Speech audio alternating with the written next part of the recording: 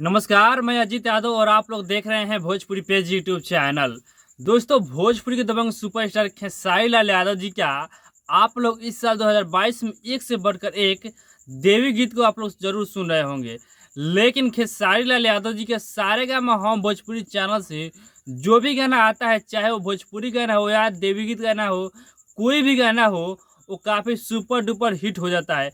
ऐसे खेसारी लाल यादव जी का गाना सारे के सारे गाना तो सुपर डुपर हिट होते ही रहता है, लेकिन सारे गामा से जो भी आता है कुछ अलग आता है। गाने का नाम दिया गया है दुआरी अली है माई। इस गाने को खेसारी लाल यादव जी गाए हैं और उनके साथ प्रियंका सिंह भी गए हैं। और इस गाने को डायरेक्ट वीडियो सॉन्ग के साथ में आप सभी को रिलीज किया जाएगा, जिस वीडियो में आप सभी को खुशी सिंह नजर आने वाली है खेसारी लाल यादव जी के साथ में। और आपको बता दें, इस गाना को कृष्णा बेदर्दी जी लिखे हैं और ये गाना बहुत ही बेहतरीन, बहुत ही प्यारा सॉन्ग होने वाला है, जो कि ये गाना देवी गीत है।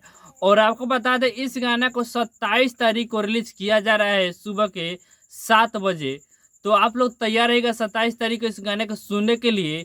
तो अभी का यही अपडेट है। ये अपडेट जानकर कैसा लगा कमेंट बॉक्स में कमेंट करके अपना राय जरूर बताइएगा।